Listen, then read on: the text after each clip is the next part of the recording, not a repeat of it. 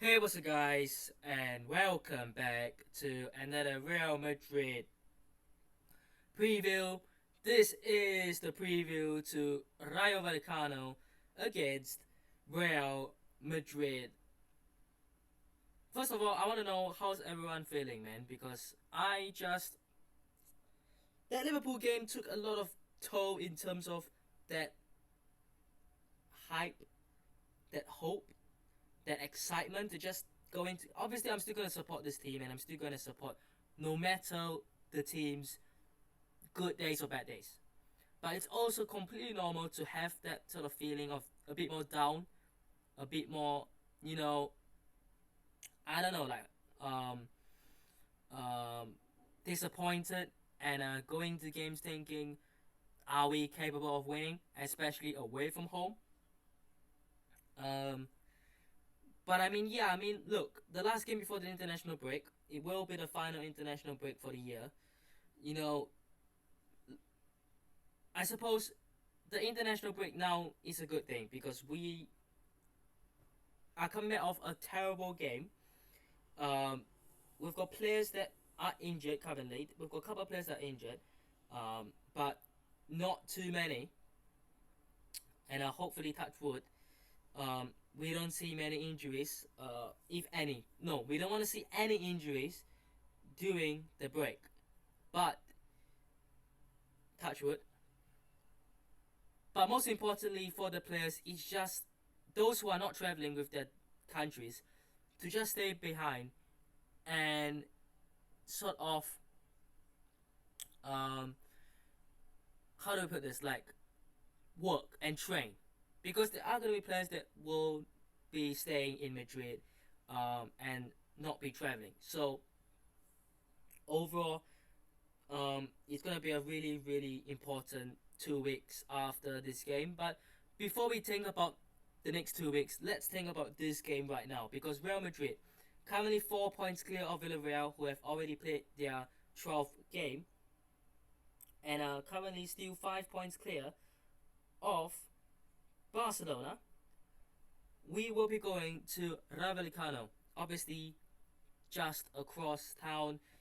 Obviously, Vallecano, a bit of a Madrid derby, not necessarily the biggest Madrid derby, but their stadium, I believe, if I remember correctly, is the one where apartments are around, isn't it? I remember, was it Fede Valverde who kicked the ball into someone's house a couple of seasons ago? But anyways, I digress.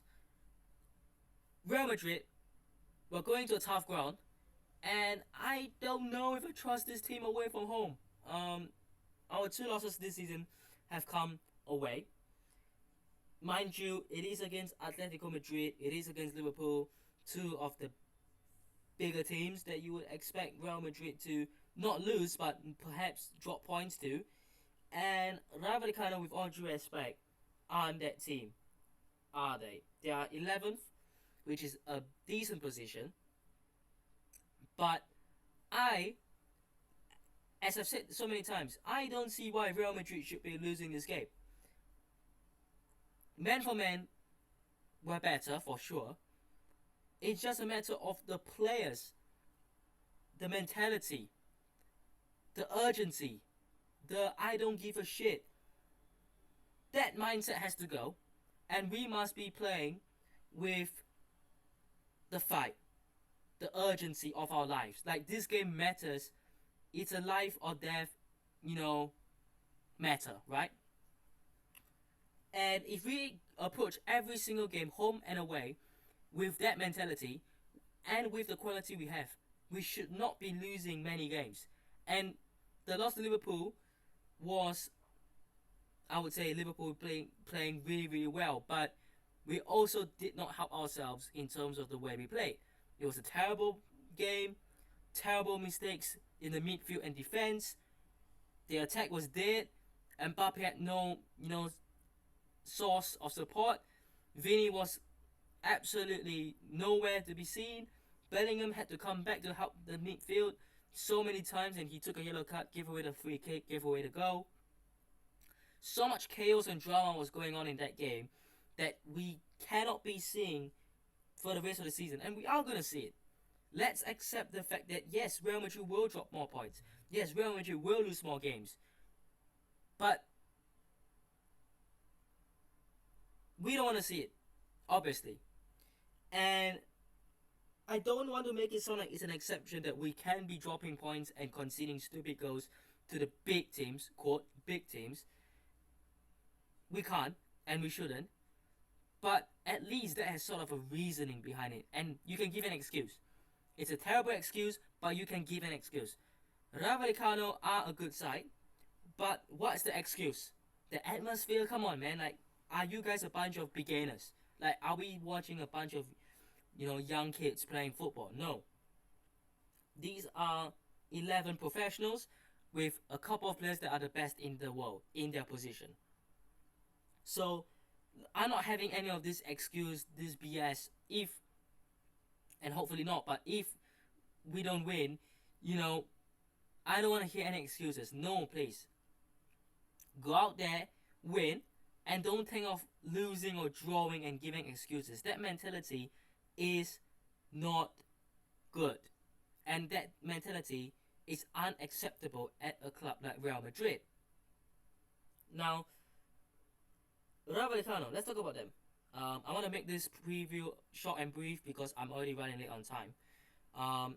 Their last game at home was against Lech Poznan in the Conference League, which they won 3-2 at home. And then they lost 4-0 away to Villarreal, by the way, I'm just saying. They won 6-1 away in the Copa del Rey. They won 1-0 against Alaves at home. Couple of wins away as well. 2-0 win against some random team in the Conference League. I don't even know what that team is, to be honest, with all due respect.